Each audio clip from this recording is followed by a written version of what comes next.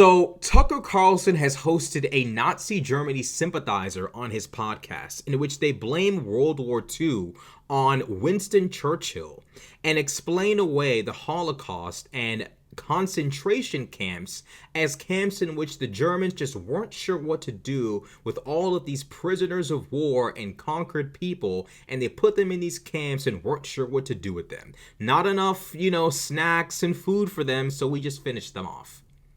Literally, I'm not making this up. Let's watch the video. I'm American. I'm not English, so I don't have any weird motive in asking this, but how would you assess Winston Churchill? I got in trouble with my podcast partner, Jocko Willink, one time because he's a New England Dutchman whose his family, it's near and dear to, they're Dutch, but very near and dear to their heart that Winston Churchill is a hero, right? Well, everyone thinks that. He really thinks that. And I told him that I think, and maybe I'm being a little hyperbolic, maybe, but I told him, maybe trying to provoke him a little bit, that I thought Churchill was the chief villain of the Second World War. Now, he didn't kill the most people. He didn't commit the most atrocities. But I believe, and I think when you really get into it and tell the story right and don't leave anything out, you see that he was primarily responsible for that war becoming what it did, becoming something other than an invasion of Poland. Or just, at every step of the way, like people are very often, I find, surprised to learn. There's a two-step process. Well, right? why don't you just make the case for that? Okay, so you've made your statement. Automatically, we start off with lies. Lies. I'm trying to coach myself into not saying things like misinformation because it's so pointless. It's just a lie. I don't know why we don't use that word. I guess maybe it's too childish for some people. They're not professional enough for the suits and CNN and MSNBC. It's a damned lie. The idea that Winston Churchill is the reason as to why World War II became World War II and not simply an invasion of Poland conveniently ignores Hitler's invasions of annexation of Austria. Oh, and by the way, the demanding of land from Czechoslovakia, the Sudetenland. And then after that, we signed, I believe, the Munich Agreement with this guy, in which he promises, look, no more, demanding of territory, no more annexations. I promise to be a good boy. And Neville Chamberlain walks away from the deal thinking he's Donald Trump, the out of the deal. Like he thinks he's done something. And of course, Adolf Hitler was not to be trusted, and he literally invaded Poland and annexed territory alongside the Soviet Union. We all know this to be true. Now, Britain and France promised both Poland and I believe was it the Romania and I forget the other Eastern European nation, but after Italy annexed Albania, there was a promise made to two Eastern European, I believe Romania was a part of it. They promised two Eastern European nations, look, if they start acting up, we're going to step in. Of course, Britain and France then declared war after, Hitler invaded Poland alongside the Soviet Union. Anyone who tries to convince you that Churchill is the problem is ridiculous. It's not like Adolf Hitler was invading for no reason, right? Like, he had goals and ambitions beyond just making more land for the supposed superior race. It was more than just that. And even that alone is concerning. It's like, well, and here's the problem with white supremacy. It's this almost like it's a snake that eats itself. Even white people aren't good enough, right? Even Eastern Europeans are now undesirables. We need this specific Central Western European stock descended from Bavaria or Saxony or some kind of like blonde-haired, blue-eyed, straight-nosed, straight skull. Like, it's hard to win even when you're literally white, because what type of white are you? What good does the world gain from allowing an ideology that insane to gain power and strength and annex territory and like wipe out groups of people? Because we were eventually going to find out about the genocides. How far does that go? Let's continue watching. Statement. A lot of people are thinking, well, wait a second. You said Churchill, my childhood hero, the guy with the cigar. Yeah. Well, and the next thought that comes into their head is that, oh, you're saying Churchill was the chief villain, therefore his enemies, Adolf Hitler and so forth, were Stalin, the protagonists, right? Yeah. That they're the good guys if you think he's a villain. That's not the case. That's not what I'm saying. Sure, Germany, look, they put themselves into a position, and Adolf Hitler's chiefly responsible for this, but his whole regime is responsible for it, that when they went into the East, in 1941, they launched a war where they were completely unprepared to deal with the millions and millions of prisoners of war, of local political prisoners and so forth that they were going to have to handle. They went in with no plan for that. And they just threw these people into camps, and millions of people ended up dead there. You have like letters as early as July, August 1941. You don't accidentally end millions of people. Like, you don't accidentally end their lives. It's just not reality. I know we're supposed to pretend with this, like, great value Matt Walsh that, like, somehow or another the Germans just accidentally, oopsie, like, killed millions of people. But no, like, the reality of the situation is the Germans made a conscientious decision to wipe these people out. And that's just the truth of it. Furthermore, they were literally committing crimes. They had no business invading all of these nations. This is not some kind of like, well, look what you made me do, or oopsie, pick the field of oopsie daisies. That's not what this is. The Germans made a conscientious decision to not just invade territories they weren't supposed to invade and annex territories they weren't supposed to annex. They made a conscientious decision. Conscientious to take these people as prisoner and exterminate them on purpose. It's not, well, we don't have enough applesauce and like crackers for you guys, time to die. It's more along the lines of, we were planning on killing these people anyways, because that's literally exactly what their plan was. And it's really convenient how he hops over all the other victims, like, Jewish people, gypsies, gay people, black people, Eastern Europeans. No. The conquered people, that the annexed territories, the prisoners of war. Not enough snacks, time to die is basically like what he's about to say, which is just absolutely ridiculous, okay? And to even hop over the genocidal nature of Nazi Germany, to then like make a clinging to this argument of, well, we didn't unlock the part of the tech tree that allowed us to take care of millions of prisoners. Like, okay, like 41 from commandants of these makeshift camps that they're setting up for these millions of people who are surrendering or people they're rounding up. And so it's 2 months after, a month or two people they're rounding up after Barbarossa was launched. And they're writing back to the high command in Berlin saying, we can't feed these people. We don't have the food to feed these people. And one of them actually says, rather than wait for them all to slowly starve this winter, wouldn't it be more humane to just finish them off quickly now? And so this is like 2 months into the invasion, right? And like my view on this, I argue with my Zion. Wait, so like how many F-ups does Germany get before you're like, okay, maybe these guys are the actual main villains of the story and not Churchill? So you invade, you annex Austria, you take parts of Czechoslovakia, you take a part of Poland, you turn on your homeboy, the Soviet Union, and you invade them. How many how many knives in the back before we're like, wait, hold on a sec, wait a second. How many times, I'm just asking. I'm just saying, right? Like, sure, they didn't have enough Doritos to feed the prisoners. Sure, they didn't have enough, whatever, but, still. How many knives in the back? How many, you know what I'm saying? How many people have to die before we're like, man, these Germans really are effing up this century, huh? I'm just asking. Can I not ask the question?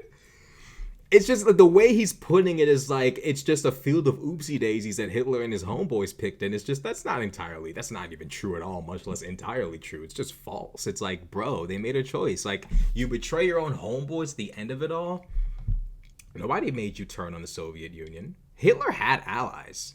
Okay, Italy, Japan. I feel like I'm forgetting another part of the Axis. Was that it? That couldn't have been it. That might have been it. I'm willing to admit, I don't know everything about World War II, but I'm pretty sure Germany, Italy, Japan. I mean, he had homeboys, but he betrayed one of them. How many excuses do these niggas get? I'm just saying, he's trying to apply blame to the Germans, but he's not exactly doing it entirely. He's trying to make room for Hitler. Okay, what we're gonna tell them is that it's crazy. Zionist interlocutors about this all the time with regard to the current war in Gaza. Look, man, like maybe you, as the Germans, you felt like you had to invade to the east. Maybe you thought that Stalin was such a threat, or that if he launched a surprise attack. Wait, I hate to interrupt so soon, but did he just sit there and mention Gaza and then compare it to what happened between the Germans and the Russians? If I recall correctly, the Germans betrayed the Russians with no good, like, actual reason. Gaza staged an attack on October 7th that killed like 1,200 people, and we're finding dead hostages. Well, not we, but the planet is learning about new dead hostages recently. Why is he trying to buy so much room for Hitler? Just say Hitler was on one. Like, he was, he was probably feeling himself a little bit too much. Invasion 1, Invasion 2 turns into Invasion 3, and then, you don't have enough food to feed the prisoners. Like, I'm just saying, like, bro, this nigga, like, bro, I feel like he's giving Hitler a little bit too much room here, okay? Sometimes you F up and it's all your faults, and there's no excuses, and there's no, well, it was really hard to feed the people. And then, well, when I look at what's going on in Gaza and I extrapolate that to World War II, he felt like he had to, really? At least the Gazans and the Israelis were never homeboys. You know what I'm saying? Like, they were never really buddies. But, like, Russia and Nazi Germany, they had like friendship building activities together. They invaded and crushed Poland as friends. You know what I'm saying? Like, they really like had these like character friendship building like opportunity. Like, in our time, like now, you hop on HOI 4 and you do they have multiplayer on that? But you know what I'm talking about. You hop on the game with the boys, you shoot it up. Back then though, like, you team up with your boy to conquer actual nation states. I just feel like he's drawing comparisons where they don't exist to make a point, and that's wild to look a Zionist in the face and be like, those problems you're having in your homeland with like your like an arch nemesis for like 100 years? That's really similar to when the guy who tried to wipe all of you out invaded his homeboy with no probable cause. Oh, I'm sorry, bro. I'm laughing too much. And seize the oil fields in Romania, that you would now not have the fuel to actually respond, and you'd be crippled, and all of Europe would be under threat, and whatever it was that, like, I'm so sorry to keep interrupting, but how is all of Europe under threat if Nazi Germany doesn't have the fuel necessary to continue their war effort? I could almost swear that Nazi Germany annexed Austria, took parts of Czechoslovakia, and invaded Poland, and then Am I missing something? Like, am I not getting it? Like, what am I not understanding here? It's funny how, like, great value Matt Walsh, I hope you see this video. You need to come get him, because he's doing too much. It's crazy how he frames this. It's like, just say, look, like, I'm a fan of those guys. You know what I'm saying? Like, I'm a fan of... Someone's going to clip this. Just say you're a fan of the Mustache Man and just leave it at that. It's 2024. Elon runs Twitter. You theoretically should be okay, right? I mean, you might lose your job, but... you should be able to build a sizable audience. The little white girl, she has a whole career off of just saying the N-word. So there's room for you. Like, maybe you thought you had to do that, but at the end of the day, you launched that war with no plan to care for the millions and millions of civilians and prisoners of war that were going to come under your control. And millions of people died because of that, right? And you can look at it and say, like, So get back to your main question about Churchill. If you go to 1930, I would have edited this out if I was Tucker. I'd have been like, "Big dog, you don't really look too good right here. What you feel about us cutting this one out?" The fact that just put this out is crazy. 1939, when the Germans and the Soviet Union invade Poland. As soon as that war's wrapped up on the German side, Hitler starts firing off peace proposals to Britain and France because they had already declared war. He didn't expect them to declare war, actually. Like there's That's cap, by the way. France and England made it abundantly clear to Poland and Romania, and I'm forgetting the other kingdom. But Britain and France had made it abundantly clear to the next few targets of the Axis, like, hey, if they invade you, we're coming to defend you. The idea that Hitler didn't know what was going to happen is not true. Hitler thought they were pussy, is what it was, which I can't really blame him for thinking that, because to be entirely fair, we did kind of sign that deal. We signed the Munich Agreement. We did kind of have this vibe of like, well, you know, as long as we can just sign a deal with this guy where he says he won't do something, he probably won't do it. And, you know, Adolf Hitler probably saw weakness. He saw weakness in that and thought, you know what? These people aren't serious. But he tried, right? According to this guy, Adolf Hitler tried to fire off, you know, hey, let's not fight, let's not go to war. But that's not really how that works. You can't constantly annex territory over and over and over again and try to like be the new Napoleon and think that Europe will bring the weight of the world on your ass. That happened to Napoleon. Like Europe was like, yo, we gotta get this nigga. What made Adolf Hitler think he was, well, basically he thought he was special, which I guess, you know, when you look at the destruction he caused, he's definitely in the pantheon of insane people. But this guy thought that he was untouchable, clearly. The Allies had made it abundantly clear what was going to happen if he kept up the foolishness.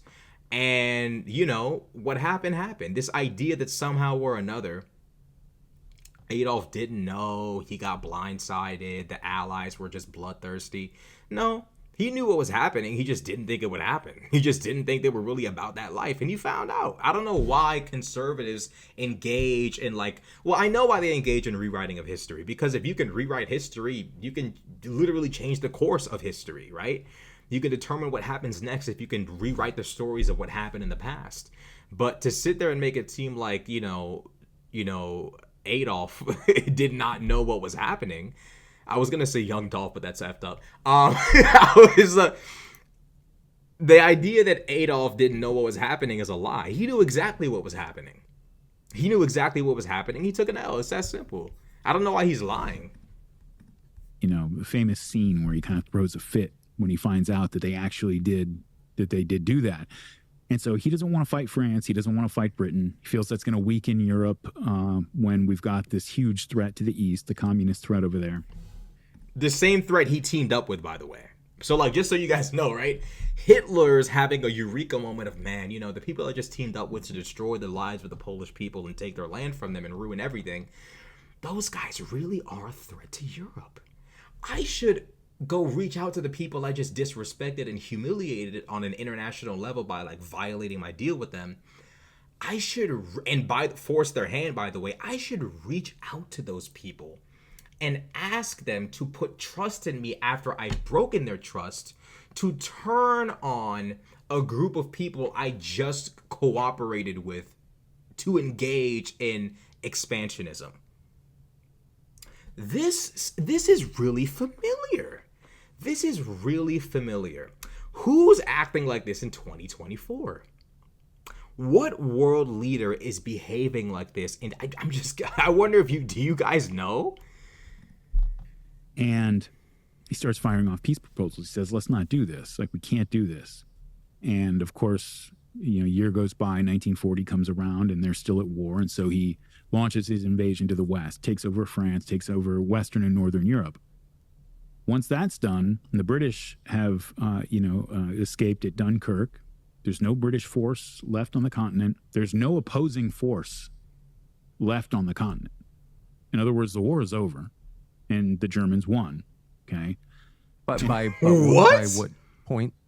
Fall of 1940, right? So there's literally no. That's like saying the Punic War is over because all those Roman ships got sunk. That's not how that works, bro. Like, that's not how that works. Like, The Punic Wars are over because Rome tried that naval invasion and it really didn't work, and they lost all those men. Ask the Carthaginians how they feel about that. Let me get this straight. Because the enemy can't bring the war toward you for an extended period of time, it's over? That's just like... you know, like, these people claim to love European history and the white race, but it's like one of the coolest wars in the history of Europe. Now, granted, Carthage is in North Africa, but still, it's a part of European history. You know, the Punic War is a prime example, or the Punic Wars is a prime example of how just because the enemy can't whoop your ass in that time does not mean they're not prepping and planning to whoop your motherfucking ass. Like, I don't even know why we're pretending like that's true. Like, well, there's no opposing force on the mainland of Europe, therefore the war's over, Germany has won. What? There are other allied forces involved in the war that aren't in Europe. Why would they? But people are going to hear this video and think these guys are telling the truth. They're not going to look it up for themselves. I remember I used to be like this when I was 16. I would listen to whatever somebody said on the internet, mostly conservative commentators. Not saying I believed anything as insane as this, but, you know, I would listen to conservative commentators, and that in my mind was research. Oh, well, I listen to these, you know, people that are reputable talking about this topic. This is my research for the day. Like, you know what I'm saying? Like, Matt Walsh with a little mug, like, you know, pause. This is my research for the day. I'm good. But actually, you're not good. And this is exactly why you're not good. Because people like this just make stuff up, and then you're just sitting there absorbing BS. It's ridiculous. No opposing force on the continent. And throughout that summer, Adolf Hitler is firing off radio broadcasts, giving speeches, literally sending planes over to drop leaflets over London and other British cities, trying to get the message to these people that Germany does not want to fight you. Like, we don't want to fight you. Offering peace proposals that, you know, it said, you keep all your overseas colonies. We don't want any of that. We want Britain to be strong. The world needs Britain to be strong, you know, especially as we face this communist threat and so forth. Like, this is what's going on. And I think that if there were people in Britain who, well, if they hadn't put it this way, if they hadn't been so successful at delegitimizing the peace approach by demonizing Neville Chamberlain and so forth, and holding him responsible for the invasion of Poland, that people would have been, they would have understood, like, we don't need a repeat of the First World War. You know, we don't, which is not what ended up happening, but that's what everybody thought was going to happen. And so Churchill, I mean, you have a guy, Churchill wanted a war. He wanted to fight Germany. And the reason that I don't begrudge him that. You know, people can national leaders, you can fight whoever you want. If you feel like your the long-term interests of the British Empire are threatened by the rise of a powerful continental power like Germany, and you need to check those. It's just interesting how this guy frames it. Like, well, Germany doesn't want to fight with you. We want a strong Britain. That's not how this works. Like, you humiliated them on a national stage by convincing all of them that if you just signed on the dotted line, you wouldn't expand any further and threaten the stability of Europe. You break that deal, invade Poland, team up with the Russians, and then you turn on them and you think you look like the trustworthy one? You break an agreement, betray your homie, and you think after that everybody looks at you like, well, you are Aryan. You know what I'm saying? Your eyes are blue, your hair is blonde, you know, your blood is Germanic or whatever. I guess you guys are trustworthy. Like, what the fuck? Like, what is the logic there? Well, how does any world leader look at what Adolf pulled and think, we can work with that? Like, what? Those are great power games, and you play them the way you feel like you need to play them. That's fine. The reason I resent Churchill so much for it is that he kept this war going when he had no way to go back and fight this war. All he had were bombers. He was literally, by 1940, sending bomber fleets to go firebomb the Black Forest, just to burn down sections of the Black Forest. Just rank terrorism, you know, going through and starting to, you know, what eventually became just the carpet bombing, the saturation bombing of civilians. So the Holocaust stuff is just logistical failure, not enough lunch for the prisoners, so we just kill them. But Churchill, this is the guy. He's evil. The Holocaust, issues there. But Churchill, oh no, we know this guy's evil. This guy did this. This guy, it's just ridiculous, dude. This is just ridiculous. I resent Churchill because he wouldn't let the people that I wanted to win. Just say that. The roundabout, just say, hey, I feel like these, egregious people should have won. Instead, there's this roundabout, like, really just conniving way of trying to convince average conservative white Americans to think that maybe the good guys lost. This idea that expansionist nation states don't threaten the stability of not just the world, but also your own individual nation state. This propagandist lie is continuing today with Russia. And this is exactly why they're having this conversation. Tucker says at the beginning of this topic, I hate how the narratives of World War II are affecting foreign policy today. They hate how Vladimir Putin, after breaking deal after deal after deal, is no longer receiving any new deals. Like, remember when I said, what does this remind you guys of? Vladimir Putin and Adolf Hitler share a lot of things in common. Invading nation states for no good fucking reason other than expansionist desire and breaking good faith deals over and over and over again, then finding themselves in a situation where they miscalculated and overplayed their hand, and now it's, well, we don't want to fight. No. You were gung-ho and ready to go before it was abundantly clear you weren't going to win. Now it's abundantly clear you're not going to win. It's abundantly clear that you've stepped in the shit, and now all of a sudden, we don't want any problems. We don't want any smoke. We promise we're done. It's fake. It's like when you have a bully at school and he picks on you and then you take a lock and smack it. You hit him in the eye with it or some shit. You do some crazy shit. Now all of a sudden, I didn't even mean it like that, bro. I swear to God. Sure you didn't. Sure you didn't. Sure you didn't. It's just bully tactics. It's you want problems until you don't want problems. It's just childish. Civilian neighborhoods, to kill, is the purpose of which was to kill as many civilians as possible. And all the men were out in the field. All the fighting age men were out in the field. And so this is old people, it's women and children, and they knew that. And they were wiping these places out. It was as gigantic scaled terrorist attacks, the greatest, scale of terrorist attacks you've ever seen in world history. Why would he do that? Because it was the only means that they had to continue fighting at the time. They didn't have the... Hold on a second. Just so you guys know, by the way, I looked it up, and the Germans bombed London before the Allies bombed the Black Forest. So as he tries to convince you the Allies were on this genocidal spree to wipe out the Aryan race, in reality, Hitler was the one panicking, pressing all the buttons on HOI-4, trying to blow everything up, and it didn't work. He blew up. Literally, there's pictures of civilians in London in the 40s taking shelter, taking cover as London is being bombed. He conveniently hops over that to talk about the bombing of the Black Forest. This is what we're dealing with. We're dealing with liars. The ability to reinvade Europe.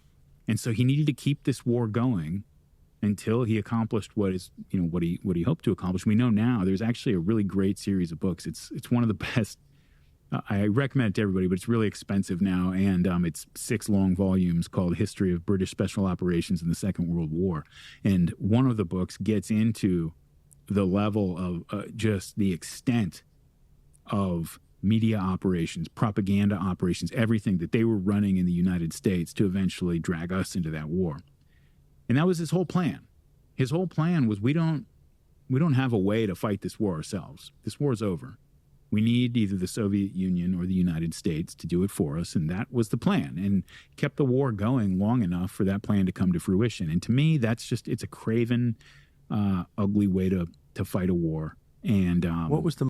Yeah, I mean, that would be true if you weren't lying. But even that is really, it's really not even true. It's like, the problem is Neville Chamberlain,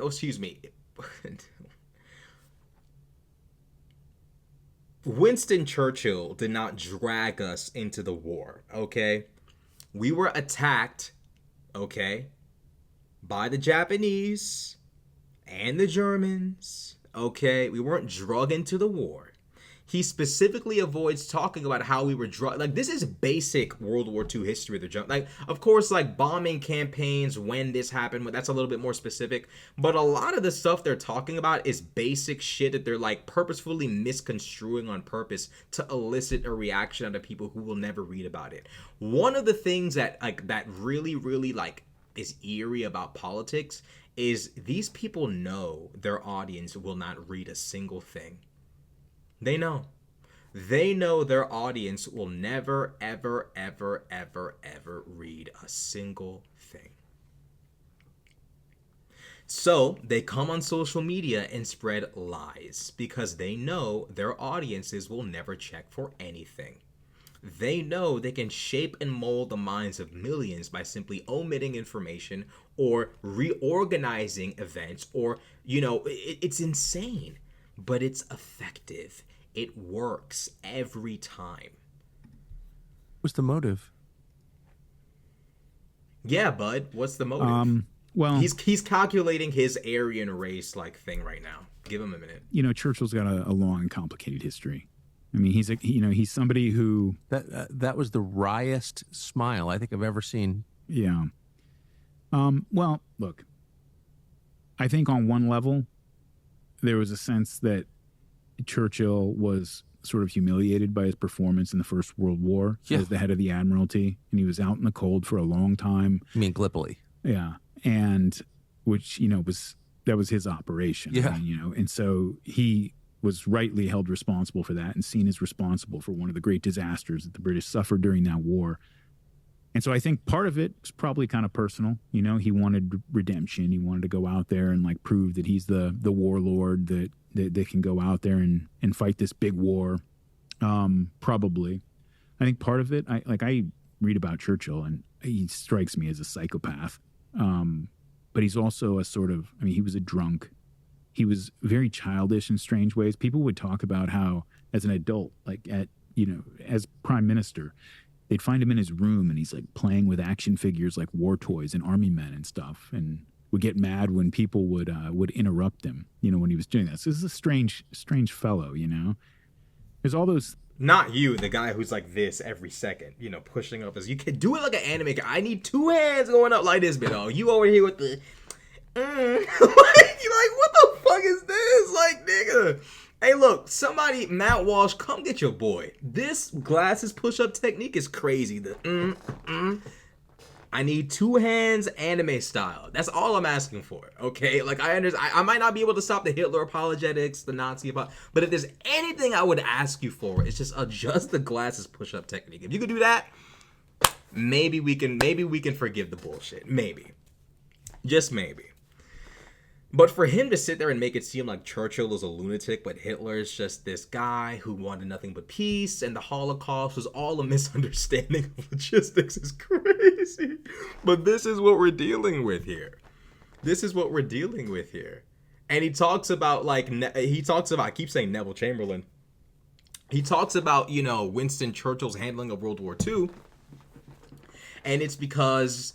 Winston Churchill is, he's selfish. He's trying to avenge his, performance in World War I. What I think is that Winston Churchill had good political instincts. He knew that if we don't stop this right here, right now, it's going to spiral into a problem we won't be able to solve, and it'll be too late. And we're going to be living under the thumb of Adolf Hitler. He made the right call. And now, as a result, today, Europe is free. The continent of Europe, the nation states of Europe are free to pursue their own individual destinies and not being subjected to Nazi Germany racial ethno-state brain rot. They can choose to do as they please. That's a better outcome than everyone being forced to embrace this insane world created by Adolf Hitler. But the problem is these guys don't think that what Adolf Hitler was doing was wrong. They think that what Winston Churchill was doing to stop Hitler was wrong. These people are morally compromised. Tucker Carlson is he's showing his true colors now. Okay? There's quite a few racist rants of his on the internet. I have a good memory of him, actually. I remember hearing one in particular. This is who Tucker is. This is exactly who I'm actually curious as to how. I wonder what Jordan Peterson and Tucker's relationship is like, because the right can't last like this forever. This Zionist, anti-Semite, non-anti-Semitic, anti-Semite clash is going to happen eventually. And I'm curious as to see how that's going to play out. At the end of the day, Tucker Carlson is simply showing his true colors. That's exactly what's happening here. He is showing his true colors. And there will be a schism on the right. There will be a schism of Zionists versus anti-Zionists. Or let's just call them what they call it, anti-Semites, okay? The right wing doesn't have like a reasonable, rational anti-Zionist movement. It's just full on anti-Semitism. Okay, even Elon was riding that wave until him and Ben Shapiro just spawned in Auschwitz. That was crazy. The reality of the situation is like the right is gonna have to figure out what's going on over there, because they clearly have a rise in anti-Semitism, a rise in Holocaust denial, a rise in anti-blackness, but I'm sure they're cool with that. But, you know, the anti-Semitism thing, they're going to have to reckon with that eventually. And it's disgusting. It's disgusting how this guy tries to basically downplay the Holocaust. Well, you know, the Germans were having a hard time organizing their prisoners, so millions of people, I'm not going to mention the ethnic groups they wiped out, but I'm just going to say people. Because they couldn't handle the prisoners properly, millions of people died. That's his explanation for what happened on the Holocaust. Millions of people died because the Germans were having a hard time doing prisoner logistics. So basically, this guy's whole explanation for World War II is, well, the Germans were having a hard time figuring out what to do with all the people they conquered in their illegal, insane, expansionist wars. Having a hard time figuring out what to do with those people, and the people that they, you know, rounded up. He just lightly brushes up on that one. The people they rounded up had a hard time figuring out what to do with those people, and they kind of just died. But Churchill, though, that guy, I mean, oh my God. If genocide was a person, it's Churchill, right? These people have lost their ever-loving minds. And the reality of the situation is, this is what Trump has brought about. Trump has normalized the crazy. Trump has made the insanity and the lunacy official policy of the right wing for good. Some people might sit there and say, they were always that way. Yes and no. There is no deny that the mask has come completely off today. Or, you know, the hoods have come completely off today. You can try to pretend like it's always been this way, but I don't agree. It's significantly different. And the reality is, Twitter has become a hellhole. It has become basically hell, with Elon reigning supreme as Satan.